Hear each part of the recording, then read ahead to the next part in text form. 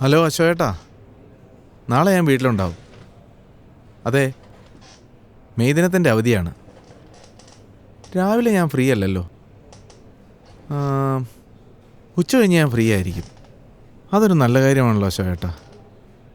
ചേട്ടനൊരു 4 മണിയാകുമ്പോൾ വീട്ടിലേക്ക് വന്നാൽ മതി, നമുക്ക് പോവാം. ഓക്കെ ഓക്കെ ഓക്കെ, ദൈവം അനുവദിച്ചാൽ നമുക്ക് നാളെ കാണാം.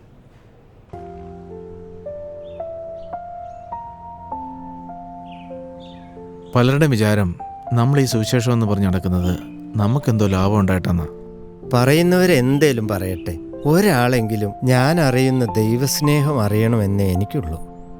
നമ്മൾ ദൈവത്തെ അറിയാതെ നടന്ന കാലത്തെ ജീവിതവും ഇന്നത്തെ ജീവിതവും തമ്മിലുള്ള വ്യത്യാസം കാണുന്നവരെങ്കിലും ചിന്തിക്കുമെന്ന് എനിക്ക് തോന്നുന്നു. അതെ, എന്തായാലും ലോകം ഇനി അധിക നാൾ മുന്നോട്ട് പോകുമെന്ന് എനിക്ക് തോന്നുന്നില്ല. കർത്താവ് വരുന്നതിന് മുൻപ് കുറച്ചു പേരെങ്കിലും നമ്മുടെ ഈ നാട്ടിൽ ആത്മരക്ഷ പ്രാപിച്ച് സ്വർഗത്തിൻ്റെ അവകാശികളായിരുന്നെങ്കിൽ എന്നൊരു പ്രാർത്ഥനയെ എനിക്കുള്ളൂ.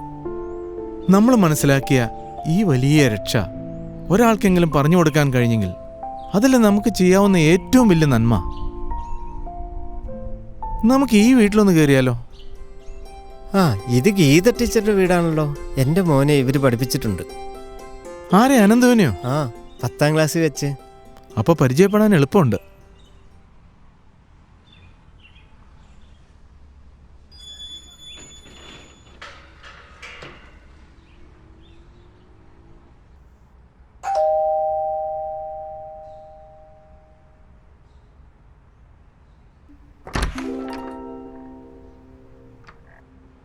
നമസ്കാരം. നമസ്കാരം.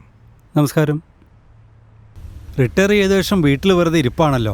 വർത്താനം പറയാൻ ആളെ കിട്ടി എനിക്ക് സന്തോഷം. വരൂ, ഇങ്ങോട്ട് വരൂ. ഓക്കെ, ഇവിടെ ഇരുന്നോ.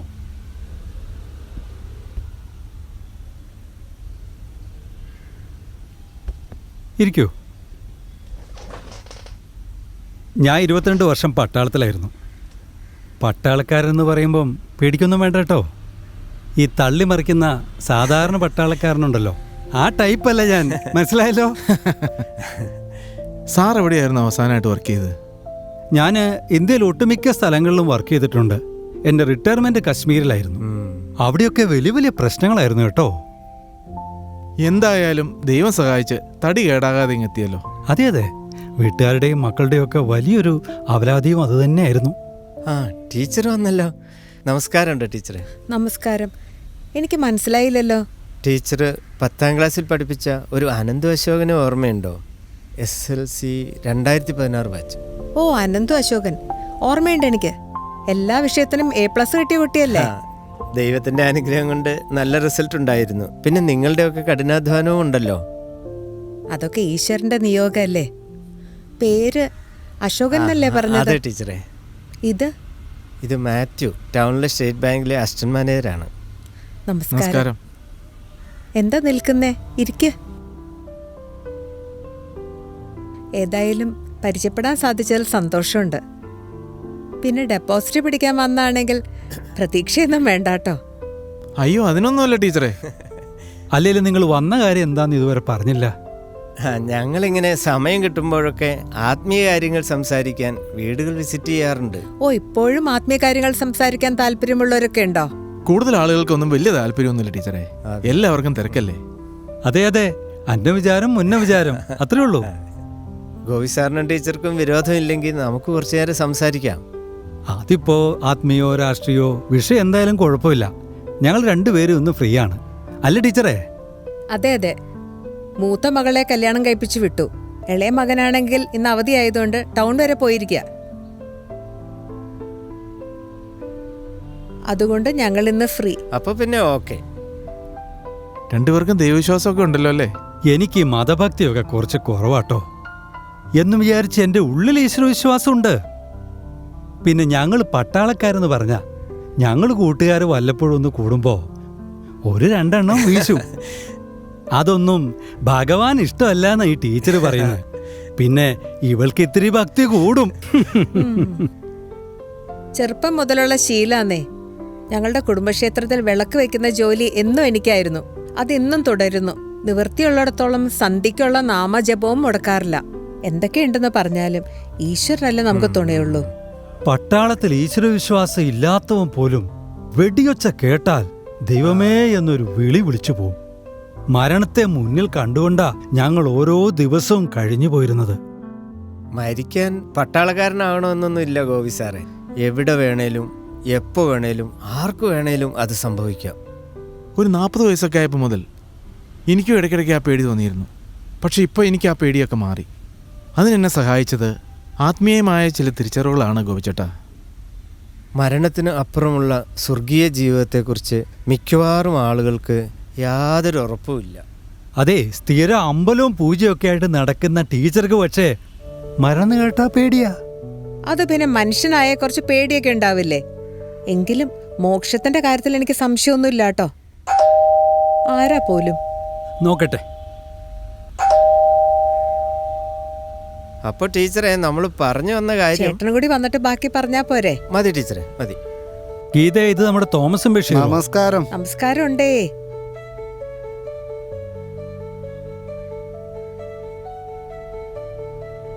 എന്തൊക്കെയുണ്ട് വിശേഷങ്ങൾ? രണ്ടാളെയും കണ്ടിട്ട് കുറച്ചു നാളായല്ലോ.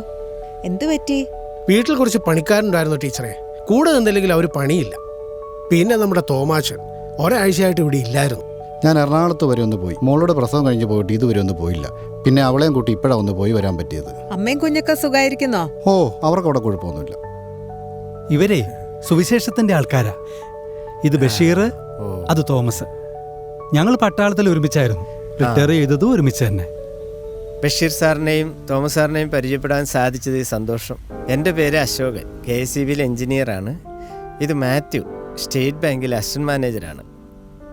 ആഹാ, അപ്പോൾ ഈ സുവിശേഷം കൊണ്ട് നടക്കുന്ന ആളുകളൊന്നും വേലയും കൂലും ഇല്ലാതെ നടക്കുന്നവരല്ലല്ലേ? വേറൊന്നും വിചാരിക്കരുത് കേട്ടോ, ഞാനൊക്കെ അങ്ങനെയാണ് വിചാരിച്ചിരുന്നത്.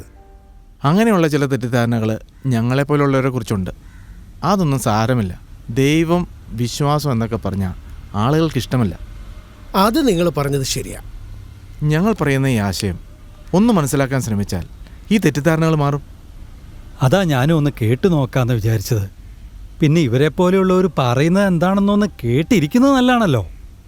ഞങ്ങളുടെ കിതാബിലും ഇവരുടെ ബൈബിളിലുമുള്ളത് ഏതാണ്ടൊക്കെ ഒരുപോലെയാണെന്നാണ് ഞാൻ മനസ്സിലാക്കിയിരിക്കുന്നത്. എന്തായാലും ഒന്ന് കേട്ടു നോക്കാം. ഞങ്ങൾ മരണഭയത്തെക്കുറിച്ചും മരണത്തിനപ്പുറമുള്ള ജീവിതത്തെക്കുറിച്ചും ഒക്കെയാണ് പറഞ്ഞുകൊണ്ടിരുന്നത്. അപ്പോഴാ നിങ്ങളുടെ വരവ്. ഗോപി സാർ അതിനെക്കുറിച്ച് കാര്യമായി ചിന്തിക്കുന്നില്ലെന്നാണ് പറഞ്ഞത്. പക്ഷേ ടീച്ചർക്ക് സ്വർഗത്തിൽ പോകുന്നൊരു പ്രതീക്ഷയൊക്കെ ഉണ്ട്. എനിക്ക് ഈ കാര്യത്തിൽ വലിയ പിടിപാടൊന്നുമില്ല. പിന്നെ ഈ സാറി വിളി വേണ്ടാന്ന് തോന്നുന്നു. എന്നെ ഗോപിച്ചേട്ടാന്നോ ചേട്ടാന്നോ വല്ലതും വിളിച്ചാൽ മതി. ടീച്ചർ എന്തുകൊണ്ടാണ് മോക്ഷം കിട്ടുമെന്ന് പ്രതീക്ഷിക്കുന്നത്? ഞാൻ അറിഞ്ഞുകൊണ്ട് തെറ്റൊന്നും ചെയ്യാറില്ല. പിന്നെ എന്നാൽ കഴിയുന്ന സഹായം ഞാൻ മറ്റുള്ളവർക്ക് ചെയ്യാറുമുണ്ട്. പിന്നെ ഈശ്വരനെല്ലാം അറിയാലോ. പുള്ളിക്കാരൻ എന്നെ അങ്ങ് കൊണ്ടുപോയിക്കോളും. എൻ്റെ ടീച്ചറെ, ഈ സ്വർഗവും നരകമൊക്കെ ഇവിടെ തന്നെയാണ് ഉള്ളത്. ആരാ ഇതൊക്കെ പോയി കണ്ടിട്ടുള്ളത്? നമുക്കിവിടെ വല്ലതും ഉണ്ടെങ്കിൽ സ്വർഗം, അതല്ലെങ്കിൽ നരകം. അങ്ങനെയാണ് ഞാൻ ഇതിനെ കാണുന്നത്. എടാ ഗോപി, ഇവൻ ആ പഴയ തൊമ്മൻ തന്നെ. 2 കുപ്പിയും കുറച്ച് കോഴിക്കറിയും ഉണ്ടെങ്കിൽ ഇവന് സ്വർഗം ഭൂമി തന്നെ. തോമസ് ചേട്ടനെ പോലെ ചിന്തിക്കുന്നവർ ഇഷ്ടം പോലെ ഉണ്ട്.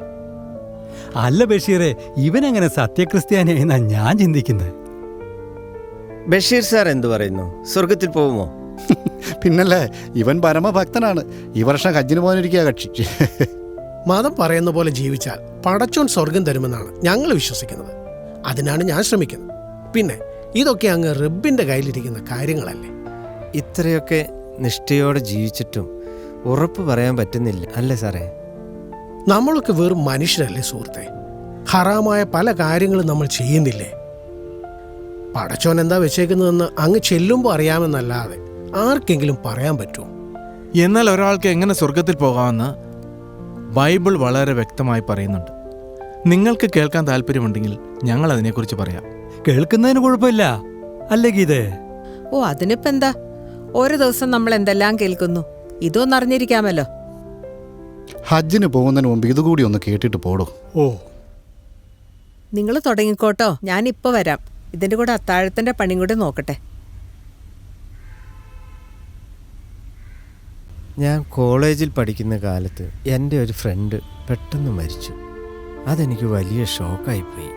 ജീവിതം അടിച്ചു പൊളിച്ച് ജീവിക്കാനുള്ളതാണ് എന്ന് ചിന്തിച്ചിരുന്ന് ഞാൻ അന്നു മുതൽ എൻ്റെ മരണത്തെപ്പറ്റി ചിന്തിക്കാൻ തുടങ്ങി.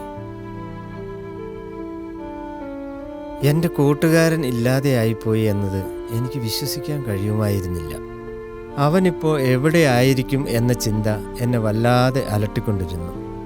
അവിടെ നിന്നാണ് മരണത്തിനപ്പുറം ഒരു ജീവിതമുണ്ടോ എന്ന അന്വേഷണം എന്നിൽ ആരംഭിക്കുന്നത്.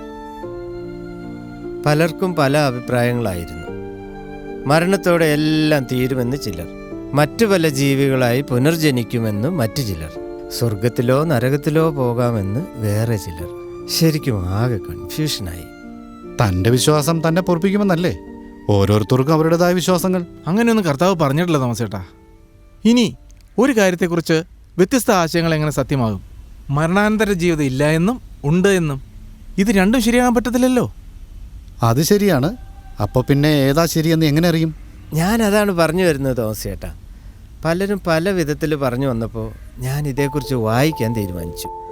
ഒടുവിൽ എനിക്ക് തൃപ്തികരമായ ഉത്തരം ലഭിച്ചത് ഈ വിശുദ്ധ ബൈബിളിൽ നിന്നാണ്. ബൈബിൾ എന്താ ഇതേക്കുറിച്ച് പറയുന്നേ? പറയാം. മരണശേഷം മനുഷ്യന് 2 സ്ഥലങ്ങൾ ദൈവം നിശ്ചയിച്ചിട്ടുണ്ട്: സ്വർഗവും നരകവും. ഇവ രണ്ടും ഒരിക്കലും അവസാനിക്കാതെ നിത്യകാലത്തേക്ക് ഉള്ളതാണ് താനും. ഇതൊക്കെ കാണാതെ എങ്ങനെ വിശ്വസിക്കും? തോമസ് ഏട്ടൻ അങ്ങനെ മുട്ടായുക്തിയൊക്കെ പറയും. നിങ്ങൾ പറഞ്ഞോ? പറഞ്ഞോ. ഈ പ്രപഞ്ചത്തെ സൃഷ്ടിച്ച ദൈവം പറയുന്നത് നമുക്ക് വിശ്വസിക്കാം. ഏതെങ്കിലും ഒരു വസ്തുവിനെ നിർമ്മിച്ച വ്യക്തിക്കല്ലേ അതേക്കുറിച്ച് കൃത്യമായി പറയാൻ കഴിയൂ? ആ പറഞ്ഞത് ഞാനും സമ്മതിക്കുന്നു. അപ്പോൾ സ്വർഗവും നരകവും ഉണ്ടെന്ന് ദൈവത്തിൻ്റെ വചനമായ ബൈബിൾ വ്യക്തമായി പറയുന്നുണ്ട്. സ്വർഗത്തിൽ പോകാൻ ആഗ്രഹിക്കുന്നവരാണ് നമ്മളെല്ലാവരും. അതെ, എങ്ങനെയെങ്കിലും ജന്നത്തൊന്ന് എത്തിയാൽ മതി. സ്വർഗത്തിൽ പോകാൻ എല്ലാവർക്കും ആഗ്രഹമുണ്ട് എങ്കിലും എങ്ങനെ പോകുമെന്ന് ആർക്കും വലിയ നിശ്ചയമില്ല. ഇവിടെയും ബൈബിളാണ് എനിക്ക് അറിവ് തന്നത്. ബൈബിളിൽ സ്വർഗത്തിൽ പോകുന്നതിന് ആത്മരക്ഷ പ്രാപിക്കുക എന്നും പറയാറുണ്ട്. അതായത് രക്ഷ പ്രാപിക്കുന്നവരാണ് സ്വർഗത്തിൽ പോകുന്നത്. ഈ അറിവാണ് എൻ്റെ ജീവിതത്തെ മാറ്റിമറിച്ചത്. ഓ, ശരിക്കും ബൈബിളിൽ ഇങ്ങനെയുള്ള കാര്യങ്ങളൊക്കെ ഉണ്ടെന്ന് ഞാൻ ഇപ്പോഴാണ് അറിയുന്നത്. പലപ്പോഴും ബൈബിളൊന്ന് വായിച്ചാൽ കൊള്ളാമെന്ന് തോന്നിയിട്ടുണ്ട്, പക്ഷെ സാധിച്ചിട്ടില്ല. നിങ്ങളുടെ കയ്യിലുണ്ടെങ്കിൽ ഒരെണ്ണം തരാമോ? വായിച്ചിട്ട് തിരികെ തരാം. അതിനെന്താ ടീച്ചറെ, ഈ ബൈബിൾ എടുത്തോ.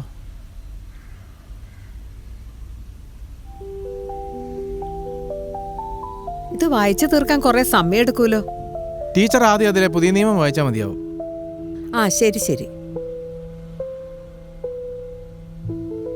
എന്നാൽ ഞാൻ അടുക്കളയിലേക്ക് ചെല്ലട്ടെ, അല്ലെങ്കിൽ അത്താഴം ഉണ്ടാവില്ല. സമയം എത്രയായാലോ? നിങ്ങൾ വേറെ ദിവസം വരാമോ? അതിനെന്താ ഗോപിച്ചേട്ടാ, ഞങ്ങൾ വരാം. ഓക്കെ, പക്ഷെ വിളിച്ചിട്ട് വരണം കേട്ടോ. നിങ്ങളും വരണം കേട്ടോ. നമ്മൾ പറഞ്ഞു തുടങ്ങിയ കാര്യങ്ങൾ പൂർത്തിയാക്കണ്ടേ? നിങ്ങൾ വരുന്നതെന്നാണെന്ന് പറഞ്ഞാൽ മതി, ഞങ്ങളും വരാം. തോമസ് ചേട്ടനും വരണം കേട്ടോ. ഓ, വരാം. ഇറങ്ങാം. ശരി.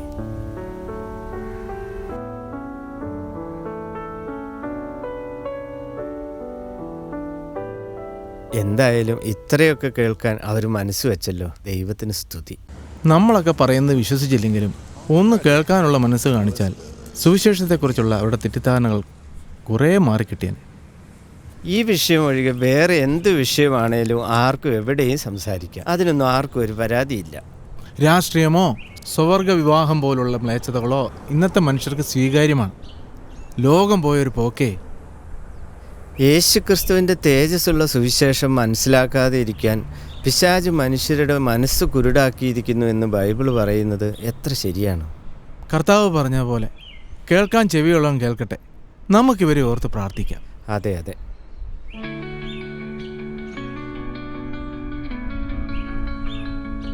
സാറേ, ഒന്ന് വായിച്ചു നോക്കൂ. ഹലോ.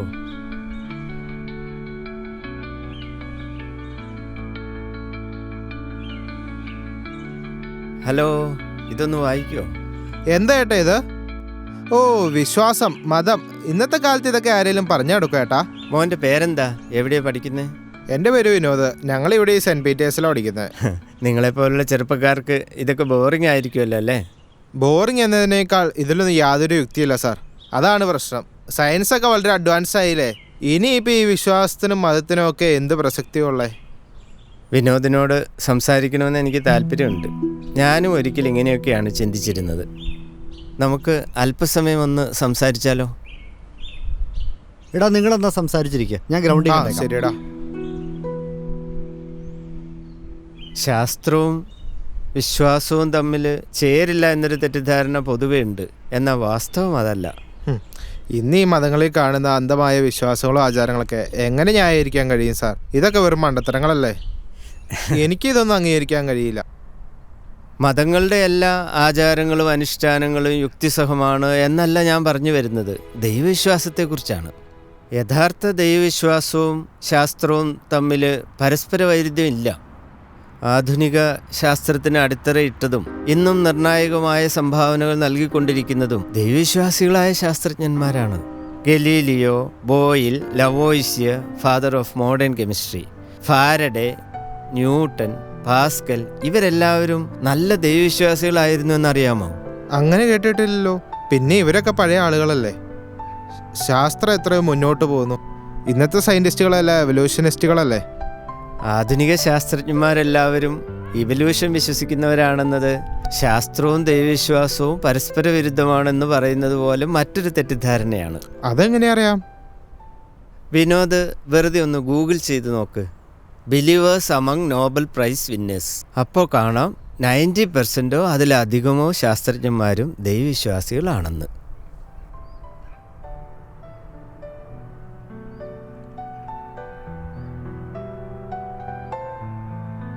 Oh, that's interesting. അപ്പോൾ എവല്യൂഷൻ ശരിയല്ലെന്നാണോ സാർ പറയുന്നത്? തിയറി ഓഫ് ഇവല്യൂഷൻ വാസ്തവത്തിൽ ഒരു നിഗമനം മാത്രമാണ്, തെളിയിക്കപ്പെട്ട ശാസ്ത്രീയ സത്യമല്ല. കുറച്ചുകൂടി വ്യക്തമായി പറഞ്ഞ ശാസ്ത്രീയ തെളിവുകൾ പരിണാമ സിദ്ധാന്തത്തിന് എതിരുമാണ്. ശാസ്ത്രീയ തെളിവുകൾ പരിണാമ സിദ്ധാന്തത്തിന് എതിരാണെന്ന് സാർ പറഞ്ഞുവല്ലോ. അതൊന്ന് എക്സ്പ്ലെയിൻ ചെയ്യാവോ? See Vinod, nothing cannot produce something. Chaos cannot produce order. Non life cannot produce life. ഇതൊരു ലളിതമായ യുക്തിയല്ലേ? വിനോദിൻ്റെ കയ്യിലിരിക്കുന്ന ഫോൺ അത് തനിയെ രൂപപ്പെട്ടു വന്നു എന്ന് കരുതാൻ കഴിയുമോ? കുറേ നാൾ ഉപയോഗിച്ച് കഴിഞ്ഞാൽ അത് പുതിയ ഫീച്ചേഴ്സ് ഡെവലപ്പ് ചെയ്യുമോ? ഇല്ലല്ലോ. അപ്പോൾ an intelligent creator must be there. That makes sense. ഇങ്ങനെ ഒരു ഇൻ്റലിജൻറ്റ് ക്രിയേറ്ററിനെ ഏറ്റവും വ്യക്തമായി അവതരിപ്പിക്കുന്നത് ബൈബിളാണ്. അതാണ് ഞാൻ ബൈബിൾ വിശ്വസിക്കാൻ കാരണം. ഓ, അപ്പോൾ തിയറി ഓഫ് എവല്യൂഷൻ തെറ്റാണെന്നും ദൈവവിശ്വാസമാണ് ശരിയെന്നല്ല സാർ പറഞ്ഞു വരുന്നത്? അതുതന്നെ. പരിണാമ സിദ്ധാന്തം തെളിയിക്കപ്പെട്ട ഒരു ശാസ്ത്രീയ സത്യമായിരുന്നുവെങ്കിൽ എന്തുകൊണ്ടാണ് ധാരാളം ശാസ്ത്രജ്ഞന്മാർ ഇന്നും ദൈവവിശ്വാസികളായിരിക്കുന്നത്? അതൊരു ചോദ്യമല്ലേ? ശോ, ഇതിപ്പോൾ ആകെ ഒരു കൺഫ്യൂഷനായല്ലോ. കൺഫ്യൂഷനൊക്കെ മാറും. ഞാൻ വിനോദിന് ഒരാളെ പരിചയപ്പെടുത്തി തരാം. ഇന്നും ജീവിച്ചിരിക്കുന്ന ലോകപ്രസിദ്ധനായ ഒരു ശാസ്ത്രജ്ഞനാണ് ഡോക്ടർ ജെയിംസ് മൈക്കിൾ ടൂർ. കെമിസ്ട്രിയും നാനോ ടെക്നോളജിയുമാണ് അദ്ദേഹത്തിൻ്റെ ഗവേഷണ വിഷയങ്ങൾ. 650ഓളം ഗവേഷണ പ്രബന്ധങ്ങൾ അദ്ദേഹത്തിൻ്റേതായിട്ടുണ്ട്. 200ഓളം പേറ്റൻറ്റും അദ്ദേഹത്തിന് കിട്ടിയിട്ടുണ്ട്. അദ്ദേഹം പറഞ്ഞ ഒരു സ്റ്റേറ്റ്മെൻറ്റ് ഞാൻ വിനോദിനെ വായിച്ചു കേൾപ്പിക്കാം. I know better than most people how molecules come together, what they can and cannot do, but does not understand how microevolution could occur. A New York Times article quoted him as saying that because of his experience in chemistry and nanotechnology, he found it difficult to accept the conclusion that nature was able to produce the machinery of cells through random processes. ഞാനിടയ്ക്ക് യൂട്യൂബിൽ ചില യുക്തിവാദികളുടെ പ്രസംഗങ്ങൾ കാണാറുണ്ട്. അവരൊക്കെ എപ്പോഴും ദൈവവിശ്വാസത്തിനെതിരാണല്ലോ. ഞാനും ചില യുക്തിവാദികളുടെ പ്രസംഗങ്ങളൊക്കെ കേൾക്കാറുണ്ട്. പക്ഷേ അവർ യഥാർത്ഥത്തിൽ യുക്തിവാദികളല്ല, നാസ്തികരാണ്. അവർക്ക് ശാസ്ത്രവും ശരിക്കും അറിയില്ല, ബൈബിളും അറിയില്ല. ഇത് രണ്ടും അറിയാത്ത സാധാരണക്കാരെ അവർ തെറ്റിദ്ധരിപ്പിക്കുകയാണ് ചെയ്യുന്നത്. സാറ് പറഞ്ഞ ഈ കാര്യങ്ങളൊക്കെ ഞാൻ ഒന്ന് പഠിക്കാൻ ശ്രമിക്കാം. സാറ് മുന്നേ പറഞ്ഞ ആ കെമിസ്റ്റിൻ്റെ പേരൊന്നുകൂടെ ഒന്ന് പറയാവോ? Doctor James Michael tour. ഇതൊക്കെ പഠിക്കുന്ന കൂടെ വിനോദ് ബൈബിളും കൂടെ ഒന്ന് വായിച്ചു നോക്കുന്നത് നല്ലതാണ്. അപ്പോൾ എനിക്കൊരു ചോദ്യമുണ്ട്. ഈ ബൈബിളിലെ ദൈവം ക്രൂരനും രക്തക്കൊതിയനും എന്നാണല്ലോ നിരീശ്വരവാദികൾ പറയുന്നത്. അങ്ങനെയല്ല വിനോദ്. ബൈബിൾ പരിചയപ്പെടുത്തുന്ന ദൈവം പരിശുദ്ധനും നീതിമാനുമാണ്, അതേസമയം സ്നേഹസമ്പൂർണനുമാണ്. നീതിമാൻ എന്ന നിലയിൽ തൻ്റെ സൃഷ്ടികൾ തെറ്റ് ചെയ്ത അവരെ വിധിക്കുവാനും ശിക്ഷിക്കുവാനും ദൈവത്തിന് അവകാശമുണ്ട്. ഒരു മനുഷ്യൻ തെറ്റ് ചെയ്ത മറ്റു മനുഷ്യർ കൂടെയല്ലേ നമ്മുടെ രാജ്യത്തിൻ്റെ നീതിന്യായ വ്യവസ്ഥിതി പ്രവർത്തിക്കുന്നത്? അതുപോലെ തന്നെയാണ് ദൈവത്തിൻ്റെ നീതി ദൈവം നടപ്പിലാക്കുന്നത്. ഓ, അപ്പോൾ ഒരു രാജ്യത്തെ ഉപയോഗിച്ച് ദൈവം മറ്റൊരു രാജ്യത്തെ ശിക്ഷിക്കുമെന്നാണോ? അതെ. എന്നാൽ അതിന് മറ്റൊരു വശമുണ്ട്. പാപത്തിൽ ജീവിക്കുന്ന ജനതയ്ക്ക് തെറ്റ് തിരുത്തുവാൻ ദൈവം എപ്പോഴും അവസരം നൽകാറുണ്ട്. അതിന് തയ്യാറാകാതെ വരുമ്പോഴാണ് ശിക്ഷ അയക്കുന്നത്. ഓ, അങ്ങനെയാണോ? അതെ. പാപികളായ മനുഷ്യർ നശിച്ചു പോകണമെന്നല്ല ദൈവം ആഗ്രഹിക്കുന്നത്. അവർ അനുതപിച്ച് നേർവഴിയിൽ നടക്കണമെന്നാണ് ദൈവം ആഗ്രഹിക്കുന്നത്. ഞാൻ ബൈബിളിൽ നിന്ന് വിനോദിനെ ഒരു വചനം വായിച്ചു കേൾപ്പിക്കാം. എസെക്കിയേൽ 18-ാം അധ്യായം 23-ാം വാക്യം. ദുഷ്ടന്റെ മരണത്തിൽ എനിക്ക് അല്പമെങ്കിലും താല്പര്യമുണ്ടോ? അവൻ തൻ്റെ വഴികളെ വിട്ടുതിരിഞ്ഞ് ജീവിക്കണമെന്നല്ലയോ എൻ്റെ താല്പര്യം എന്ന് യഹോവയായ കർത്താവിൻ്റെ അരുളപ്പാട്. ഓ, അപ്പോൾ ഈ നിരീശ്വരവാദികളൊക്കെ പല കാര്യങ്ങളും മറച്ചു വെച്ചാണല്ലേ സംസാരിക്കുന്നത്? വിനോദിനത് മനസ്സിലായല്ലോ. നല്ല കാര്യം. ഓ, സമയം ഇത്രയായി. ഞാൻ ഒരു കാര്യം കൂടി പറഞ്ഞ് അവസാനിപ്പിക്കാം. ഓ, ഓക്കെ. പറഞ്ഞതുപോലെ സമയം പോയതറിഞ്ഞില്ല. ദൈവം നീതിമാൻ മാത്രമല്ല സ്നേഹമുള്ളവൻ കൂടെയാണെന്ന് ഞാൻ ആദ്യം പറഞ്ഞുവല്ലോ. അതേക്കുറിച്ച് ഒന്ന് പറയാം. പാപവഴികളിൽ ജീവിച്ച് ദൈവീക ശിക്ഷ ഏറ്റുവാങ്ങി നിത്യനരകത്തിൽ പോകേണ്ടവരാണ് മനുഷ്യരെല്ലാവരും.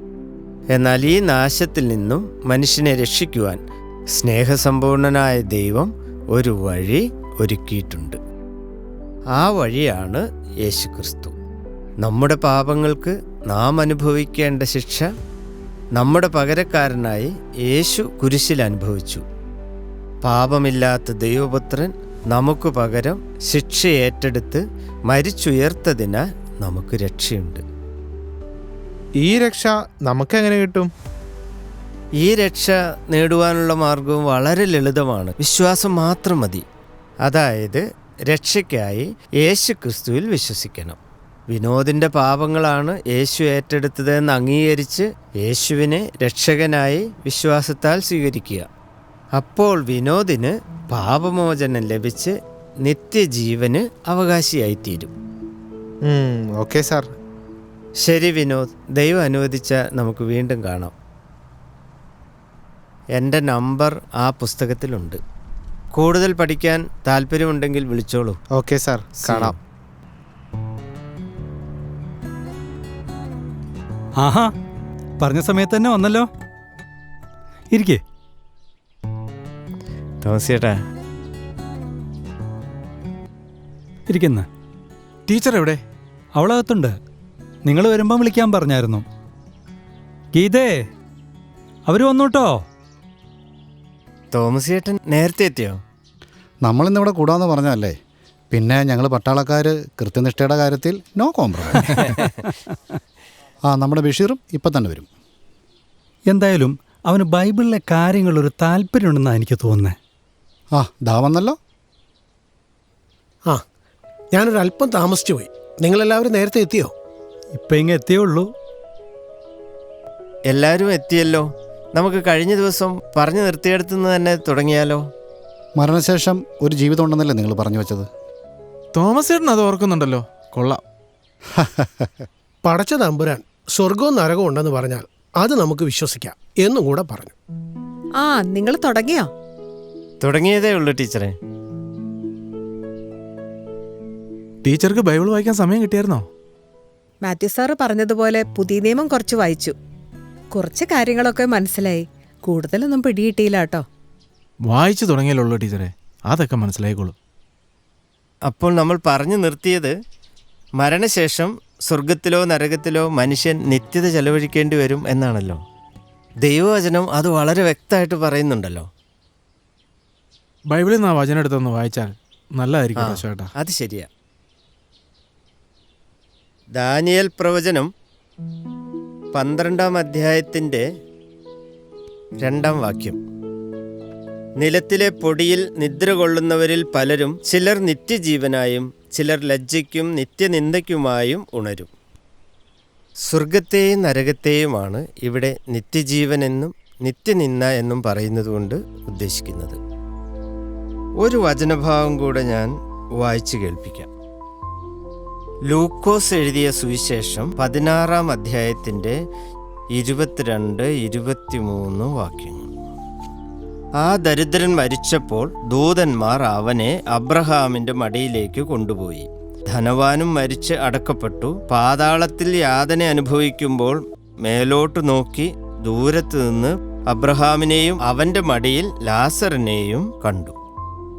ഇവിടെയും മരണശേഷം മനുഷ്യൻ ചെന്നെത്തുന്ന 2 സ്ഥലങ്ങളെക്കുറിച്ചാണ് ഉദ്ദേശിക്കുന്നത്. സ്വർഗത്തെ അബ്രഹാമിൻ്റെ മടിയെന്നും നരകത്തെ യാതനാസ്ഥലം എന്നുമാണ് വിളിക്കുന്നത്. ഇനിയും ധാരാളം വചനങ്ങൾ വേണമെങ്കിൽ നമുക്കെടുക്കാം. മരണശേഷം ഒരു ജീവിതമുണ്ട് എന്ന് മനസ്സിലായപ്പോൾ എനിക്ക് അടുത്ത ചോദ്യം ഉണ്ടായി, എങ്ങനെ ഞാൻ സ്വർഗത്തിലെത്തുമെന്ന്. പിന്നീട് എൻ്റെ അന്വേഷണം ഇതിനെക്കുറിച്ചായി. അങ്ങനെ വിവിധ മതങ്ങൾ പറയുന്നത് എന്താണെന്ന് ഞാൻ പഠിച്ചു. എല്ലാ മതങ്ങളും സൽക്കർമ്മങ്ങൾ, പ്രാർത്ഥന, ആചാര അനുഷ്ഠാനങ്ങൾ, തീർത്ഥാടനം, മരണാനന്തര ക്രിയകൾ ഇവയൊക്കെയാണ് സ്വർഗം ലഭിക്കുവാൻ മനുഷ്യൻ ചെയ്യേണ്ടത് എന്ന് പഠിപ്പിക്കുന്നു. അപ്പോൾ എല്ലാ മതങ്ങളും ഒന്ന് തന്നെയാണ് പഠിപ്പിക്കുന്നത് അല്ലേ? മിക്കവാറും അങ്ങനെ തന്നെയാണ് ചേട്ടാ. പക്ഷെ ബൈബിൾ വായിച്ചപ്പോൾ മതങ്ങളുടെ പഠിപ്പിക്കലുകളിൽ നിന്നും വ്യത്യസ്തമായ രക്ഷാമാർഗമാണ് കണ്ടത്. ഞങ്ങളൊക്കെ വിശ്വസിക്കുന്നത് തന്നെയല്ലേ ക്രിസ്ത്യാനികളും വിശ്വസിക്കുന്നത് സാറേ? ഇക്ക പറയുന്നതിലും അല്പം കാര്യമുണ്ട്. ക്രിസ്തു മതവും മറ്റു മതങ്ങളെപ്പോലെ മനുഷ്യൻ്റെ നല്ല പ്രവൃത്തികളും ചില ആചാര അനുഷ്ഠാനങ്ങളും ഒക്കെ ചെയ്താണ് സ്വർഗം നേടുന്നത് എന്ന് പഠിപ്പിക്കുന്നുണ്ട്. എന്നാൽ അതൊന്നും ദൈവവചനമായ ബൈബിൾ അനുസരിച്ചുള്ളതല്ല എന്നതാണ് സത്യം. അതെങ്ങനെ ശരിയാവും? ബൈബിൾ എന്ത് പറയുന്നു എന്ന് വായിച്ചു കേൾപ്പിക്കാം, എന്നിട്ട് ചേട്ടൻ തന്നെ പറയൂ. എഫേസ്യർ 2:8-9. കൃപയാലല്ലോ നിങ്ങൾ വിശ്വാസം മൂലം രക്ഷിക്കപ്പെട്ടിരിക്കുന്നത്, അതിനും നിങ്ങൾ കാരണമല്ല, ദൈവത്തിൻ്റെ ദാനമത്രേ ആകുന്നു. ആരും പ്രശംസിക്കാതിരിപ്പാൻ പ്രവൃത്തികളും കാരണമല്ല. നമ്മുടെ ഒരു പ്രവൃത്തിയും നോക്കിയിട്ടല്ല ദൈവം രക്ഷ നൽകുന്നത്. രക്ഷ പൂർണ്ണമായും ദൈവത്തിൻ്റെ ദാനമാണ്. ഈ രക്ഷ സ്വന്തമാക്കുവാൻ ദൈവം മനുഷ്യരോട് ആവശ്യപ്പെടുന്നത് വിശ്വാസം മാത്രമാണ്. അപ്പൊ എന്ത് തോന്നിവാസം ചെയ്ത് ജീവിച്ചാലും കുഴപ്പമില്ലെന്നാണോ പറയുന്നത്? സൽക്കർമ്മങ്ങളൊന്നും ചെയ്യണ്ടേ? അങ്ങനെയല്ല ടീച്ചറെ. നമ്മുടെ സൽപ്രവൃത്തികൾക്കോ കർമ്മങ്ങൾക്കോ ഒന്നും മോക്ഷം നേടിത്തരുവാൻ കഴിയില്ല എന്നാണ്. അതിന് കാരണം എന്താണെന്നോ? നമ്മൾ എത്ര നല്ല പ്രവൃത്തികൾ ചെയ്താലും മറുവശത്ത് നമ്മൾ പാപികളാണ്. അതാണ് പ്രശ്നം. ഞാൻ ദൈവവചനം വായിച്ചു കേൾപ്പിക്കാം. യെശയ്യാവ് 64:6. ഞങ്ങളെല്ലാവരും അശുദ്ധനെ പോലെ ആയിത്തീർന്നു. ഞങ്ങളുടെ നീതിപ്രവൃത്തികളൊക്കെയും കറ വിരണ്ട തുണി പോലെ. ഞങ്ങളെല്ലാവരും ഇല പോലെ വാടിപ്പോകുന്നു. ഞങ്ങളുടെ അകൃത്യങ്ങൾ ഞങ്ങളെ കാറ്റുപോലെ പറപ്പിച്ചു കളയുന്നു. ഇത് ഒന്നാമത്തെ പ്രശ്നം. നമ്മൾ സൽക്കർമ്മങ്ങൾ ചെയ്യുമ്പോൾ അവയിൽ പാപത്തിൻ്റെ കറയുണ്ടാവും. ഉദാഹരണത്തിന്, നമ്മൾ ആരെങ്കിലും സഹായിക്കുമ്പോൾ അത് 4 പേര് കാണാൻ വേണ്ടിയാകാം, അല്ലെങ്കിൽ നമുക്കെന്തെങ്കിലും കിട്ടാൻ വേണ്ടിയാകാം. അതായത് നമ്മുടെ നല്ല പ്രവൃത്തികൾ ദൈവമുമ്പാകെ അത്ര നല്ലതല്ല എന്ന് സാരം. ഇനി മറ്റൊരു പ്രശ്നം നോക്കാം. സഭാപ്രസംഗി 7:20.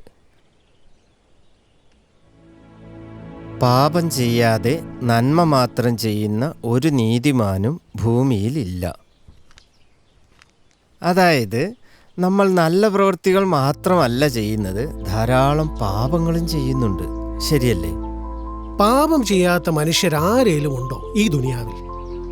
അവസാനം വിധിയുടെ നാളിൽ നമ്മൾ ചെയ്ത നല്ല കാര്യങ്ങളാണ് കൂടുതലെങ്കിൽ ഇൻഷാ അല്ലാഹ് സ്വർഗം കിട്ടും. ഇതാണ് ഞങ്ങൾ വിശ്വസിക്കുന്നത്. ശരി, അങ്ങനെയാണെങ്കിൽ നമുക്ക് ചെറിയൊരു കണക്ക് നോക്കിയാലോ? വേറൊന്നുമല്ല, നമ്മുടെ ഓരോരുത്തരുടെയും ഓരോ ദിവസവും നമുക്കൊന്ന് പരിശോധിക്കാം. മനസ്സ, വാച, കർമ്മണ, ഇങ്ങനെ 3 വിധത്തിലാണല്ലോ നാം പാപം ചെയ്യുന്നത്. ഒരു ദിവസം നമ്മുടെ ചിന്ത, സംസാരം, പ്രവൃത്തികൾ എന്നിവയിലെ പാപങ്ങളും പിന്നെ നമ്മുടെ സൽക്കർമ്മങ്ങളും ഒന്ന് എണ്ണി നോക്കിയാൽ ഏതായിരിക്കും കൂടുതൽ? സത്യസന്ധമായി പറഞ്ഞാൽ അത് പിന്നെ ചോദിക്കാനുണ്ടോ? പാപങ്ങളായിരിക്കും കൂടുതൽ. അയ്യോ, ഞാൻ എൻ്റെ കാര്യം കേട്ടോ പറഞ്ഞത്, നിങ്ങളുടെ കാര്യം എനിക്കറിയില്ല. എന്റെ തോമാച്ച, അതിനെന്താ സംശയം? എന്റെ കാര്യവും അങ്ങനെയൊക്കെ തന്നെയാ. ഞാൻ അത്ര നല്ല പുള്ളിയൊന്നും അല്ല. കണ്ടോ, ഇതാണ് വാസ്തവം. അതുകൊണ്ടാണ് ബൈബിൾ പറയുന്നത്, റോമാലേഖനം 3-ാം അധ്യായം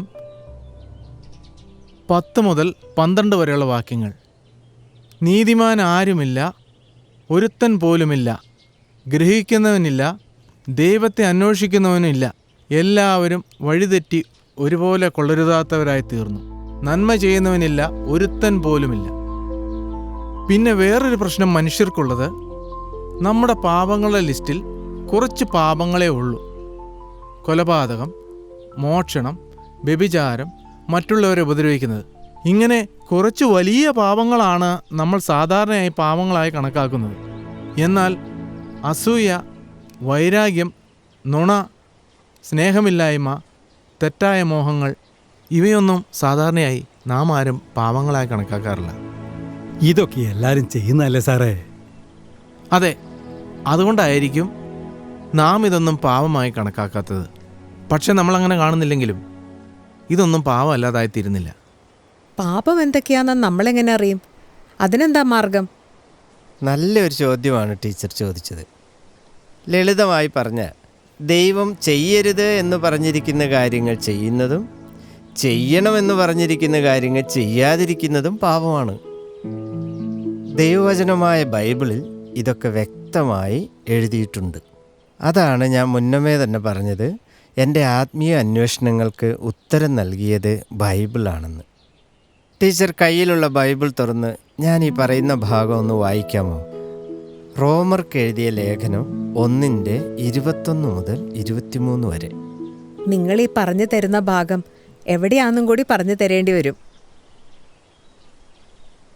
പുതിയ നിയമത്തിലെ 169-ാമത്തെ പേജിലാണ് ടീച്ചർ. അവർ ദൈവത്തെ അറിഞ്ഞിട്ടും അവന് ദൈവമെന്നോർത്ത് മഹത്വീകരിക്കുകയോ നന്ദി കാണിക്കുകയോ ചെയ്യാതെ തങ്ങളുടെ നിരൂപണങ്ങളിൽ വ്യർത്ഥരായി തീർന്നു. അവരുടെ വിവേകമില്ലാത്ത ഹൃദയം ഇരുണ്ടുപോയി. ജ്ഞാനികളെന്ന് പറഞ്ഞുകൊണ്ട് അവർ മൂഢരായിപ്പോയി.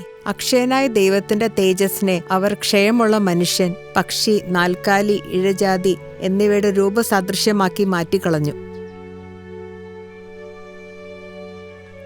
ടീച്ചർ കണ്ടോ, ഈ ഭൂമിയിലുള്ള ദൈവത്തിൻ്റെ സൃഷ്ടികളായ മനുഷ്യനുൾപ്പെടെയുള്ള ഏത് ജീവജാലത്തെയും ആരാധിക്കുന്നത് പാപമാണ്. അതുപോലെ തന്നെ സത്യദൈവത്തെ ആരാധിക്കാതിരിക്കുന്നതും പാപമാണ്. ഇതൊക്കെയാണല്ലോ ഇന്ന് മനുഷ്യർ ചെയ്യുന്നത്. ഇങ്ങനെയൊക്കെ ആണെങ്കിൽ ലോകത്തിൽ പാപം ചെയ്യാത്തവരാരാ ഉള്ളേ? അതല്ലേ മുന്നമേ റോമർ 3:10 മുതൽ 12 വരെയുള്ള വാക്യങ്ങളിൽ നമ്മൾ വായിച്ചത്, നീതിമാനായി ആരുമില്ല എന്ന്. നമുക്ക് 3:23 കൂടി ഒന്ന് വായിച്ചാലോ? ടീച്ചർ തന്നെ വായിച്ചോളൂ. ഒരു വ്യത്യാസവുമില്ല, എല്ലാവരും പാപം ചെയ്ത് ദൈവതേജസ് ഇല്ലാത്തവരായി തീർന്നു. അപ്പൊ പിന്നെ ഒരു മനുഷ്യൻ പോലും സ്വർഗത്തിൽ പോയില്ലല്ലോ. പടച്ചോൻ്റെ കയ്യിലാണ് അതൊക്കെ. നമ്മൾ ഹറാമായ കാര്യങ്ങൾ ചെയ്യാതിരിക്കുക, അത്ര തന്നെ. ബൈബിളിൽ പറയുന്നത് പോലെയാണ് കാര്യങ്ങളെങ്കിൽ തെറ്റ് ചെയ്യാതെ ജീവിക്കാൻ ആർക്കെങ്കിലും പറ്റുമോ? മനുഷ്യരുടെ മുന്നിൽ നല്ലവരായി ജീവിക്കുന്ന ചിലരെയെങ്കിലും നമുക്ക് കാണാം. എന്നാൽ പരിശുദ്ധനും നീതിമാനുമായ ദൈവത്തിൻ്റെ മുമ്പിൽ എത്ര നല്ല മനുഷ്യനും പാപിയാണെന്നുള്ളതാണ് സത്യം. കാരണം നമ്മൾ മറ്റാരും കാണാതെ ചെയ്യുന്ന പാപങ്ങളും നമ്മുടെ ഹൃദയത്തിലെ ചിന്തകൾ പോലും ദൈവം കാണുന്നു. അതാണ് ഞാൻ പറഞ്ഞത്, ഒരു മനുഷ്യൻ പോലും സ്വർഗത്തിൽ പോവില്ല. ഗോപിച്ചേട്ടൻ പറഞ്ഞത് ശരിയാണ്.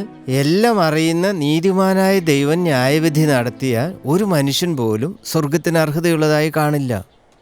അപ്പോൾ നമ്മൾ ചെയ്യുന്ന നല്ല കാര്യങ്ങൾക്ക് കൂടുതലൊന്നും ഇല്ലേലും ഒരു വിലയുമില്ലെന്നാണോ പറയുന്നത്? മനുഷ്യന് സ്വർഗത്തിൽ പോകുവാൻ യോഗ്യതയില്ലാതാകുന്നത് സൽക്കർമ്മങ്ങൾ ചെയ്യാത്തതിനാലല്ല ടീച്ചറെ, പാപമുള്ളതുകൊണ്ടാണ്. അതാണ് നാം മനസ്സിലാക്കേണ്ടത്. ടീച്ചർക്ക് മനസ്സിലാകുന്നൊരു ഉദാഹരണം ഞാൻ പറയാം. പരീക്ഷ പാസ്സാകാൻ 100-ൽ 100 മാർക്ക് വേണമെന്ന് കരുതുക. ഒരു കുട്ടിക്ക് 90 മാർക്ക്, വേറൊരു കുട്ടിക്ക് 60 മാർക്ക്, വേറൊരു കുട്ടിക്ക് 95 മാർക്ക് എന്നിങ്ങനെ കിട്ടിയെന്ന് കരുതുക. ഇവരിൽ ആരായിരിക്കും പാസ്സാവുന്നത്? 95 മാർക്ക് കിട്ടിയ കുട്ടിയാണ് മെച്ചമെന്ന് പറയാം. പക്ഷെ 5 മാർക്കിന്റെ കുറവുണ്ട് പാസ്സാവാൻ. പിന്നെ ബാക്കിയുള്ളവരാരും അത്ര പോലെ എത്തിയില്ലല്ലോ. ഇത് തന്നെയാണ് മനുഷ്യരുടെ അവസ്ഥ. ചിലർ കൂടുതൽ പാവങ്ങൾ ചെയ്യുന്നു, ചില മനുഷ്യർ കുറച്ച് പാവങ്ങളെ ചെയ്യുന്നുള്ളൂ. പക്ഷെ പാവങ്ങളെല്ലാവരെയും അയോഗ്യരാക്കിയിരിക്കുന്നു. 95 മാർക്ക് വാങ്ങിച്ച കുട്ടി കുറച്ച് തെറ്റുകളെ വരുത്തിയുള്ളൂ. പക്ഷെ തെറ്റുകൾ വന്നു. ഒരു വചനം കൂടി വായിക്കാം. ടീച്ചർ തന്നെ വായിച്ചോളൂ. യാക്കോബ് 2:10.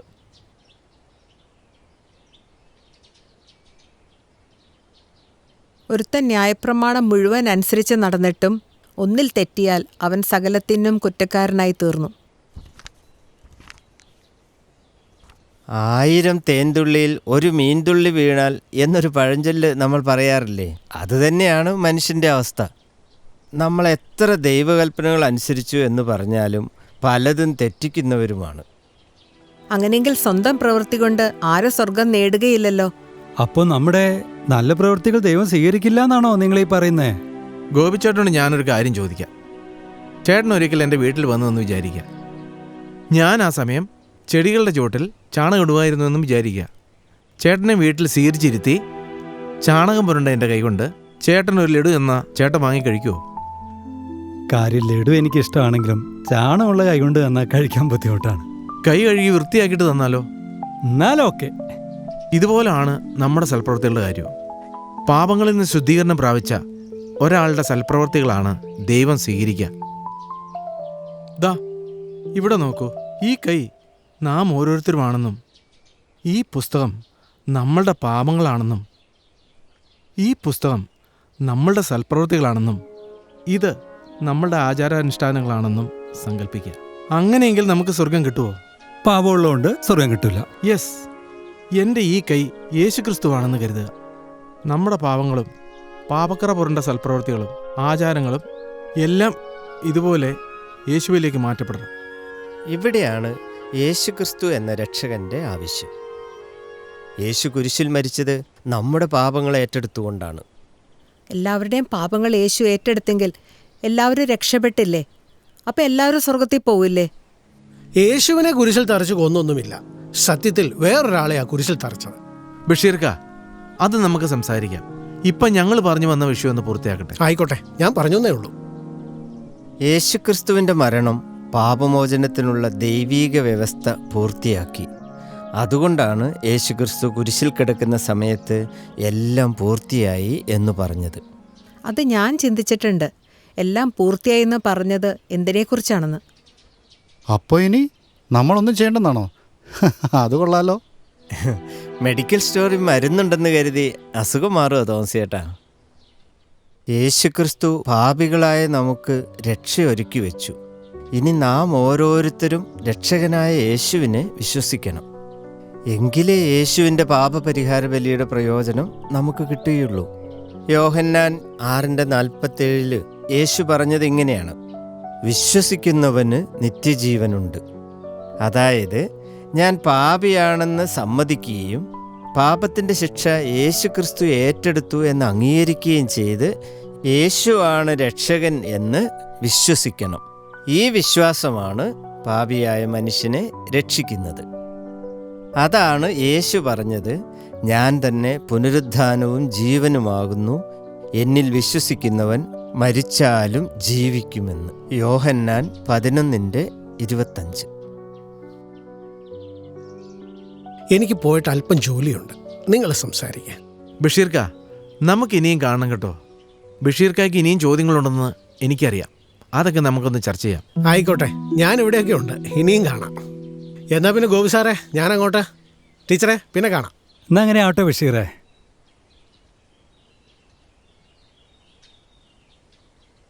ഇന്നിത്രയും മതിയെന്നങ്ങ് വെച്ചാലോ?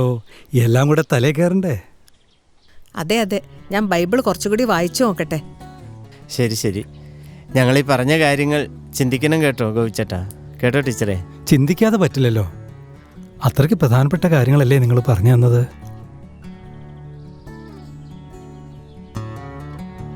തോമസ് ചേട്ടാ, ഇനിയും കാണും. ഓ പിന്നെ കാണാം. ഞാൻ ബൈബിളൊക്കെ കുറച്ചുകൂടി ഒന്ന് വായിക്കണമെന്ന് വിചാരിക്കുന്നു. നല്ല കാര്യം. ഞങ്ങൾ ഈ പറഞ്ഞ കാര്യങ്ങളൊക്കെ ബൈബിളിലുണ്ടോ എന്ന് ഓക്കേ. നോക്കണം. ആട്ടെ. ദൈവം അനുവദിച്ചാൽ വീണ്ടും കാണാം. ശരി, ഇറങ്ങാം. ടീച്ചറോ, അവരെന്നാ പറഞ്ഞ ബൈബിളിലെ കുറച്ച് കാര്യങ്ങളുണ്ടല്ലോ, അതെൻ്റെ മനസ്സിൽ നിന്ന് അങ്ങ് പോകുന്നേയില്ല. ഞാനും ചേട്ടനോട് അതിനെക്കുറിച്ച് പറയാനിരിക്കുകയായിരുന്നു. ബൈബിളിലെ പുതിയ നിയമം ഏകദേശം ഞാൻ വായിച്ചു കഴിഞ്ഞു. മനുഷ്യൻ്റെ ജീവിതത്തെക്കുറിച്ചും ധാർമ്മികതയെക്കുറിച്ചും മരണത്തിനപ്പുറമുള്ള ജീവിതത്തെക്കുറിച്ചും എത്ര വ്യക്തമായിട്ട് അതിൽ പറഞ്ഞിരിക്കുന്നത്. എന്നെ കൂടുതൽ ആകർഷിച്ചത് നമ്മുടെ പാപങ്ങളെ സ്വയം ഏറ്റെടുത്ത് യേശുക്രിസ്തു പരിഹരിച്ചു എന്നുള്ളതാണ്. അത് കേട്ടപ്പോൾ മുതലേ മനസ്സിൽ എന്തൊരു സമാധാനാണെന്നറിയുമോ? പാപികളെ സ്നേഹിക്കുന്ന ദൈവമല്ലേ, ആ ദൈവത്തെ എങ്ങനെയാ വേണ്ടെന്ന് വെക്കുക? അമ്മേ, ഓ എന്താ വീനോ? എനിക്കൊരു കടുങ്കാപ്പി ഇട്ട് തരാവോ? പഠിക്കാതിരുന്നിട്ടാണ് ഈ ആകപ്പാടെ ഉറക്കം വരിക. പഠിക്കാനാണെങ്കിൽ എന്ത് സഹായവും ചെയ്തു തരാം. അച്ഛനും അമ്മയും എന്തോ കാര്യമായ ഡിസ്കഷനിലായിരുന്നു തോന്നുന്നുവല്ലോ.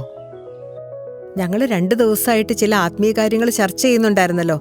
നിന്നോട് പറഞ്ഞിരുന്നല്ലോ, അതിനെക്കുറിച്ച് ഞങ്ങൾ സംസാരിച്ചുകൊണ്ടിരുന്നത്.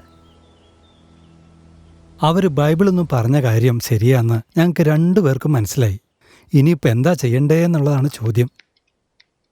പാപികളെ രക്ഷിക്കുന്ന ദൈവത്തിന്റെ സ്നേഹം യേശുവിലാണ് നമുക്ക് കാണാൻ കഴിയുന്നത്. ഈ സ്നേഹം എങ്ങനെ വേണ്ടെന്ന് വെക്കും? So you guys are serious? Yes my boy. ഞാനും അച്ഛനെ ഏതായാലും യേശുവിനെ രക്ഷകനായി സ്വീകരിക്കാനായിട്ട് തീരുമാനിച്ചു. നീ എന്തു പറയുന്നു? ഓ, ഞാനെന്തു പറയാൻ? നിങ്ങളെന്ത് വിശ്വസിക്കണം എന്നുള്ളത് നിങ്ങളുടെ ഇഷ്ടമല്ലേ. നാട്ടുകാരും വീട്ടുകാരും എന്തൊക്കെ പറയൂന്ന് വിചാരിക്കുമ്പോൾ ഒരു ചെറിയൊരു മടി ഇല്ലാതില്ല. എൻ്റെ അച്ഛാ, നമ്മൾ എന്ത് വിശ്വസിക്കണമെന്ന് നാട്ടുകാരാണോ തീരുമാനിക്കുന്നത്? നമ്മൾ വേറെ ആരുടെയും ചെലവിലല്ലോ ജീവിക്കുന്നേ. പിന്നെന്താ? അല്ല മോനെ, എന്തായാലും ഒരു വിപ്ലവം ഉണ്ടാകുന്നുള്ളത് ഉറപ്പാണ്. എങ്കിലും സത്യമെന്ന ബോധ്യമായ കാര്യം, അതും ആത്മരക്ഷയുടെ കാര്യം എങ്ങനെ വേണ്ടെന്ന് വയ്ക്കും?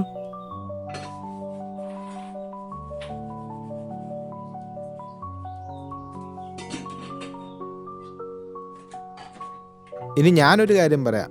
ബൈബിളിൽ പറയണ കാര്യം സത്യമാണെന്നും യേശുവാണ് ശരിക്കും രക്ഷകനെന്നും എനിക്കും മനസ്സിലായി. ഇവിടെ വന്ന അശോകനങ്ങളില്ലേ, ആ അങ്കിളിനെ ഞാൻ കഴിഞ്ഞ ദിവസം കോളേജിനടുത്തുള്ള പാർക്ക് വെച്ച് കണ്ടിരുന്നു. എന്നിട്ട് ഞങ്ങൾ കുറച്ച് നേരം ഈ കാര്യമൊക്കെ സംസാരിച്ചു. ആദ്യം അങ്കിള് പറയണത് തമാശയായിട്ടാണ് ഞാൻ എടുത്തത്. പക്ഷെ പിന്നെ എനിക്ക് മനസ്സിലായി ഇതിലൊക്കെ സത്യമുണ്ടെന്ന്. ഞാൻ യൂട്യൂബ് വീഡിയോസിൽ കണ്ടുകൊണ്ടിരുന്ന സോക്കോൾ യുക്തിവാദികളുടെ വാദങ്ങൾ പലതും വാലിഡല്ല എന്ന് മാത്രമല്ല, അതിൽ പലതും നുണകളായിരുന്നുവെന്ന് അങ്കിൾ തെളിവ് സഹിതം കാണിച്ചപ്പോൾ എനിക്ക് മനസ്സിലായത്. പിന്നീട് ദൈവമുണ്ട് എന്ന് വിശ്വസിക്കുന്ന പല സയൻറ്റിസ്റ്റുകളുടെയും റിസർച്ചേഴ്സിൻ്റെയും ആർട്ടിക്കിൾസ് ഞാൻ വായിച്ചു നോക്കി. അപ്പോഴാണ് മനസ്സിലായത് I was so naive in my thinking. ഓ, അപ്പൊ നിന്റെ നിരീശ്വരവാദമൊക്കെ കളഞ്ഞോ? ഓ, അതൊക്കെ കളയേണ്ടി വന്നു അമ്മേ. There is room for God in logical reasoning. Bible ദൈവത്തെക്കുറിച്ച് പറയുന്ന കാര്യങ്ങൾ യുക്തിയുള്ളത് തന്നെയാണ്. അവസാനം ബൈബിള് തന്നെ വേണ്ടി വന്നു സത്യം എന്താണെന്ന് അവന് ബോധ്യപ്പെടാൻ. നമ്മൾ എത്ര തവണ ഇവനോട് പറഞ്ഞു ദൈവമുണ്ടെന്ന്. യേശുവാണ് സത്യം എന്നുള്ള കാര്യം എനിക്കിപ്പോൾ കുറച്ചുകൂടെ മനസ്സിലായി. അല്ലെങ്കിൽ ഇവനിപ്പോൾ ഈ മാറ്റം വരുമോ? അത് ശരിയാ. ഒരു കാര്യം ശരിയാണെന്ന് മനസ്സിലായാൽ നമ്മളത് അംഗീകരിക്കണം. ഞാൻ എന്തായാലും യേശുവിനെ എൻ്റെ രക്ഷകനായി സ്വീകരിക്കാൻ തീരുമാനിച്ചു. നിങ്ങളെന്തു പറയുന്നു? നിന്റെ അമ്മയും ഞാനും അത് തന്നെ ആഗ്രഹിക്കുന്നു. നമ്മൾ യേശുവിൽ വിശ്വസിക്കുന്ന കാര്യം അശോകൻ സാറും മാത്യു സാറും വരുമ്പോൾ നമുക്ക് അവരോട് പറയാം. ഇനി നമ്മൾ എന്താ ചെയ്യേണ്ടതെന്ന് അവരോട് തന്നെ നമുക്ക് ചോദിക്കാം. അത് തന്നെയാ നല്ലതെന്ന് എനിക്കും തോന്നുന്നു.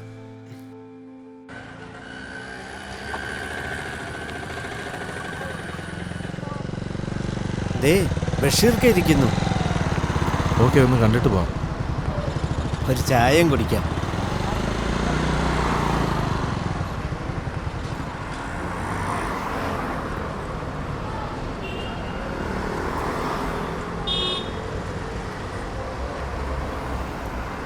ഹലോ ബഷീർക്ക. ആ, ഇതാര്? വാ. വാ സാറേ ഇരിക്കേ. 2 പേർക്ക് ഒരേ ചായ എടുക്കട്ടെ? ആയിക്കോട്ടെ. ശരി. മധുരം എങ്ങനെയാ? മധുരം കുറച്ച് മതി, എന്നാൽ കടുപ്പം കുറയ്ക്കണ്ട. ആയിക്കോട്ടെ. അല്ല, പഞ്ചസാരയുടെ അസുഖം എല്ലാവർക്കും ഉള്ളതുകൊണ്ട് ചോദിച്ചതാ. ഇരിക്കേ.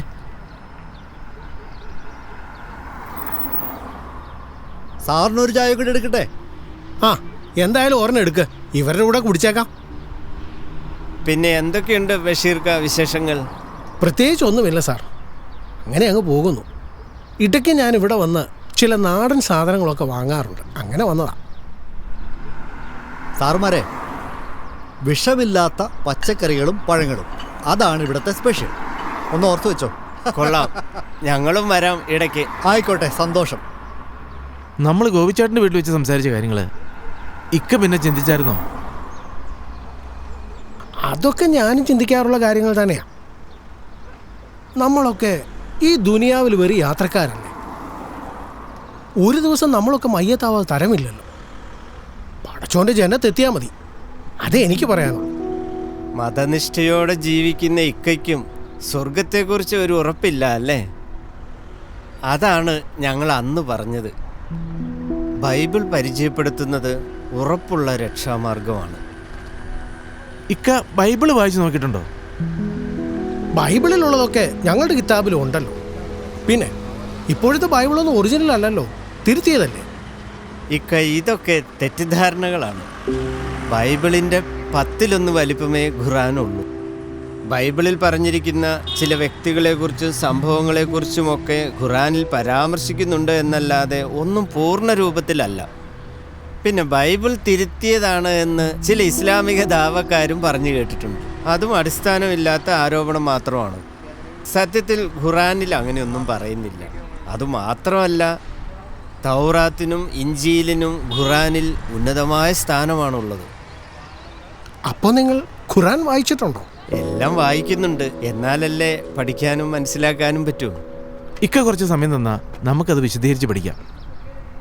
എനിക്ക് ഇൻട്രസ്റ്റ് ഉള്ള വിഷയമാണ്, നമുക്ക് കുറച്ച് നേരം സംസാരിക്കാം. ആദ്യം തന്നെ ഖുറാനിൽ തൗറാത്തിനെയും ഇഞ്ചീലിനെയും അഥവാ ബൈബിളിനെയും കുറിച്ച് പറയുന്ന ചില ആയത്തുകൾ നമുക്ക് പരിശോധിക്കാം. സൂറ ആലു ഇമ്രാൻ 3. അവൻ ഈ വേദഗ്രന്ഥത്തെ മുൻ വേദങ്ങളെ ശരിവെക്കുന്നതായിക്കൊണ്ട് സത്യവുമായി നിനക്ക് അവതരിപ്പിച്ച് തന്നിരിക്കുന്നു. അവൻ തൗറാത്തും ഇഞ്ചീലും അവതരിപ്പിച്ചു.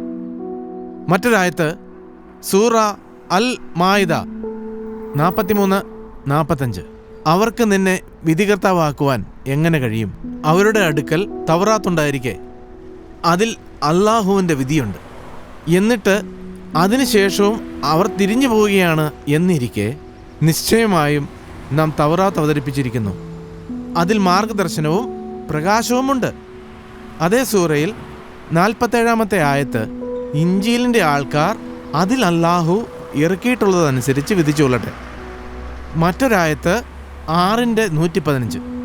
അവൻ്റെ വചനത്തിന് മാറ്റം വരുത്തുന്നത് ആരുമില്ല. ഈ ആയത്തുകൾ നമുക്ക് 4 കാര്യങ്ങൾ മനസ്സിലാക്കാം. തൗറാത്തും ഇഞ്ചീലും അവതരിപ്പിച്ചത് ദൈവമാണ്. മുൻ വേദങ്ങളെ ശരിവെക്കുന്ന പുസ്തകമാണ് ഖുറാൻ. 3. യഹൂദന്മാർ തൗറാത്ത് അനുസരിച്ചും ക്രിസ്ത്യാനികൾ ഇഞ്ചീലും അനുസരിച്ചാണ് വിധി നടപ്പാക്കേണ്ടത്. 4. ദൈവത്തിൻ്റെ വചനങ്ങളെ ആർക്കും തിരുത്താനായിട്ട് കഴിയില്ല. കണ്ടേക്കാ, ബൈബിളിനെ കുറിച്ച് ഖുറാൻ പറയുന്നത് ഇങ്ങനെയൊക്കെയാണ്. ഇനി ഹദീസ് നോക്കിയാൽ നിങ്ങളുടെ മുഹമ്മദ് നബി എത്ര ആദരവാണ് തൗറാത്തിനോട് കാണിച്ചതെന്ന് കാണാം. സുനാൻ അബു ദാവൂദ് ബുക്ക് 38 ഹദീസ് നമ്പർ 4434 വ്യഭിചാരത്തിന് പിടിക്കപ്പെട്ട ഒരു മനുഷ്യനെ ശിക്ഷിക്കുന്നത് സംബന്ധിച്ച് വിധി പറയുവാൻ യഹൂദന്മാർ മുഹമ്മദിനോട് ആവശ്യപ്പെട്ട സംഭവം വിവരിക്കുന്നു. അവർ മുഹമ്മദിനെ ഇരിക്കുവാൻ ഒരു കുഷിയം നൽകുകയും അദ്ദേഹം അതിലിരിക്കുകയും ചെയ്തു. എന്നിട്ട് തൗറാത്ത് കൊണ്ടുവരാൻ ആവശ്യപ്പെട്ടു. തൗറാത്ത് കൊണ്ടുവന്നപ്പോൾ അദ്ദേഹം ഇരുന്ന കുഷിയനെടുത്ത് മുന്നിൽ വെച്ച് തൗറാത്ത് ബഹുമാനപൂർവ്വം അതിന്മേൽ വെച്ചു. എന്നിട്ട് പറഞ്ഞു, ഞാൻ നിന്നെയും നിന്നെ വെളിപ്പെടുത്തിയവനെയും വിശ്വസിക്കുന്നു. തൗറാത്ത് തിരുത്തിയതായിരുന്നെങ്കിൽ ഈ ബഹുമാനം കാണിക്കേണ്ട ആവശ്യമുണ്ടായിരുന്നു. ഇബിൻ കത്തീറിൻ്റെ തഫ്സീർ നോക്കിയാൽ സൂറ ആലു ഇമ്രാൻ 78 വ്യാഖ്യാനത്തിൽ അദ്ദേഹം പറയുന്നത്, തൗറാത്തും ഇഞ്ചീലും അത് അവതരിപ്പിച്ച രൂപത്തിൽ സൂക്ഷിക്കപ്പെടുന്നു. അവയിൽ നിന്ന് ഒരക്ഷരം പോലും മാറ്റപ്പെട്ടിട്ടില്ല.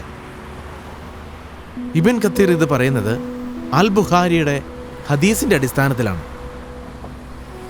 അതുകൊണ്ട് ബൈബിൾ തിരുത്തിയതാണെന്നുള്ള ആരോപണം ഖുറാന്റെയും ഹദീസിൻ്റെയും തഫ്സീറുകളുടെയും അടിസ്ഥാനത്തിൽ നിലനിൽക്കയില്ല. ഞാൻ ആദ്യമായിട്ടാണ് ഇതൊക്കെ കേൾക്കുന്നത്. ബൈബിൾ തിരുത്തിയതാണെന്ന് കരുതിയത് കൊണ്ടാണ് ഞാൻ ഇതുവരെ ബൈബിൾ വായിക്കാതിരുന്നത്. അന്ന് പറഞ്ഞൊരു കാര്യം ഞാൻ ഓർക്കുന്നുണ്ട്. യേശുക്രിസ്തുവിനെ അല്ല കുരിശിൽ തറച്ചത്, മറ്റൊരാളെയാണെന്ന്. അതെ, അതാണ് ഖുറാൻ പറയുന്നത്. അതിനെക്കുറിച്ചും ഞങ്ങൾക്ക് പറയാനുള്ളത് ഒന്ന് കേട്ടു നോക്ക്. ഖുറാൻ പറയുന്നു, മുൻഗ്രന്ഥങ്ങളെ, അതായത് തൗറാത്തിനെയും ഇഞ്ചീലിനെയും ശരിവെച്ചുകൊണ്ടാണ് ഖുറാൻ അവതരിപ്പിച്ചത് എന്ന് സൂറ ആലു ഇമ്രാൻ 3-4 ആയത്തുകളിൽ വായിക്കുന്നു.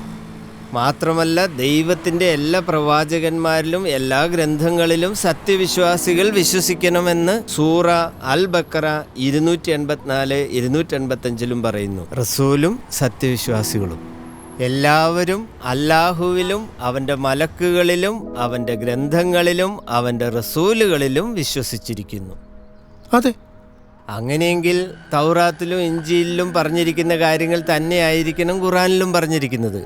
എന്നാൽ യേശുക്രിസ്തുവിൻ്റെ കാര്യത്തിൽ തൗറാത്തിലും സബൂറിലും ഇഞ്ചീലിലും പറഞ്ഞിരിക്കുന്നതിന് ഘടകവിരുദ്ധമായിട്ടാണ് ഖുറാൻ പറയുന്നത് എന്നത് വളരെ വിചിത്രമാണ്.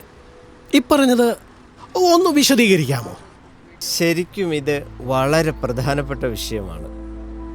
മോശയുടെ തൗറാത്തിൽ പുറപ്പാട് 12-ാം അധ്യായത്തിലും ലേവ്യ 16-ാം അധ്യായത്തിലും രേഖപ്പെടുത്തിയിരിക്കുന്ന ജനത്തിൻ്റെ രക്ഷയ്ക്കായി അവരുടെ പാപങ്ങൾ ഏറ്റെടുത്തുകൊണ്ട് മരിക്കുന്ന കുഞ്ഞാട് യേശുക്രിസ്തുവിൻ്റെ പ്രതീകമാണെന്ന് ഇഞ്ചീലിൽ പറയുന്നുണ്ട്.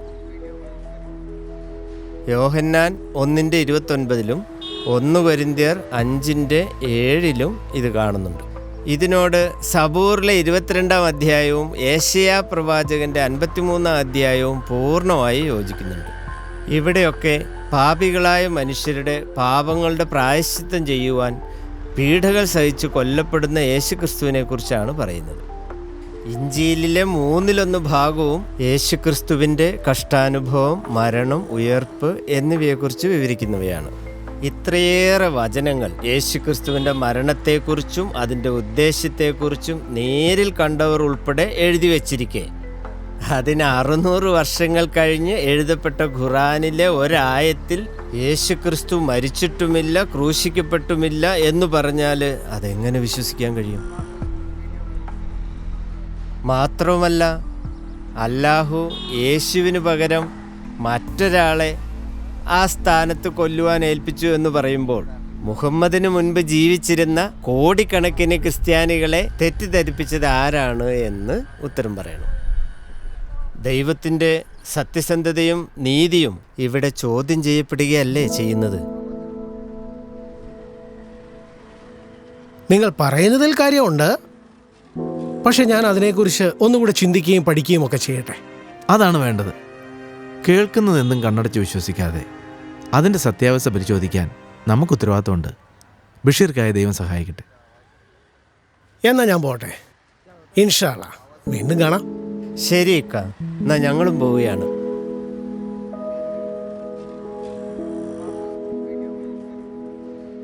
ചേട്ടാ, ഞങ്ങളുടെ കാശ് എത്രയായി?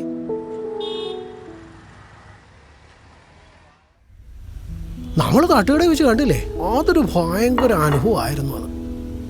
എന്തെല്ലാം സത്യങ്ങളാണ് ഈ ദിവസങ്ങൾ നമ്മൾ മനസ്സിലാക്കിയതല്ലേ? നാം തിരിച്ചറിയുന്ന ഓരോ സത്യവും നമ്മിൽ നിന്നും പ്രതികരണം ആവശ്യപ്പെടുന്നുണ്ട്. ചില സത്യങ്ങൾ അത്ര സുഖകരമൊന്നുമല്ല, പ്രത്യേകിച്ച് എക്സ്മെൽറ്റുകാർക്ക്. എന്താ തോമസ് ഏട്ടാ സുഖകരമല്ലാത്ത ആ സത്യം? മദ്യപാനി സ്വർഗരാജ്യം അവകാശമാക്കുകയില്ല എന്നുള്ള ദുഃഖ സത്യം ഞാൻ ഈ ബൈബിളിൽ കണ്ടു. നന്നായി. ഞാൻ ഈ ഗോപിയേട്ടനോട് ഇടയ്ക്ക് പറയുന്നതാ ഈ പരിപാടി അത്ര നല്ലതല്ലാന്ന്. 2 സ്മോൾ അടിക്കാതെ എന്ത് പട്ടാളക്കാരൻ എന്നാണ് കക്ഷി പറയുന്നത്. ബൈബിളിൽ അത് വായിച്ചപ്പോൾ മുതൽ എനിക്കൊരു മനസാക്ഷിക്കുത്ത്. ഇതിനാണ് പാപബോധം എന്ന് പറയുന്നത്. മദ്യപാനം മാത്രമല്ല, നുണ പറയുന്നത്, വിഗ്രഹത്തെ ആരാധിക്കുന്നത്, ഇങ്ങനെ സാധാരണ മനുഷ്യർ ചെയ്യുന്ന പല കാര്യങ്ങളും പാപമാണ്. ഈ പാപങ്ങളെ വിട്ട് മാനസാന്തരപ്പെടേണ്ടത് ആവശ്യമാണ്. തോമസേ, കേട്ടോ ബഷീറേ, നമുക്ക് ഈ പരിപാടി അങ്ങ് നിർത്താം. നിങ്ങൾ ഞങ്ങൾക്കായി ഒരിക്കൽ ഈ വീടിൻ്റെ വാതിൽ തുറന്നു തന്നു. ഇനി രക്ഷകനായ യേശുവിനെ സ്വീകരിക്കുവാൻ ഹൃദയം തുറന്നെങ്കിൽ എത്ര നന്നായിരുന്നു. നമ്മുടെ ഓരോരുത്തരുടെയും പാപങ്ങളുടെ പരിഹാരത്തിനാണ് യേശു മരിച്ചു ഉയർത്തത് എന്ന് മനസ്സിലാക്കിയാൽ പിന്നെ ബാക്കിയുള്ളത് യേശുവിനെ ഹൃദയത്തിൽ സ്വീകരിക്കുക എന്നതാണ്. ഞാനതിന് തയ്യാറാണ്. എങ്ങനെയാണത് ചെയ്യേണ്ടതെന്ന് നിങ്ങൾ പറഞ്ഞു തന്നാൽ മതി. യേശുവിനെ സ്വീകരിക്കുവാനുള്ള മാർഗം വിശ്വാസമാണ്. അതെ, ഞങ്ങൾ പങ്കുവച്ചത് സത്യമാണെന്ന് നിങ്ങൾ അംഗീകരിക്കുന്നുണ്ടോ? എൻ്റെ പാപങ്ങളുടെ മോചനം എൻ്റെ കർമ്മങ്ങൾ കൊണ്ട് സാധിക്കില്ല എന്നും യേശു മാത്രമാണ് പാപമോചകൻ എന്നും എനിക്ക് മനസ്സിലായി. എനിക്കും അത് ബോധ്യായി.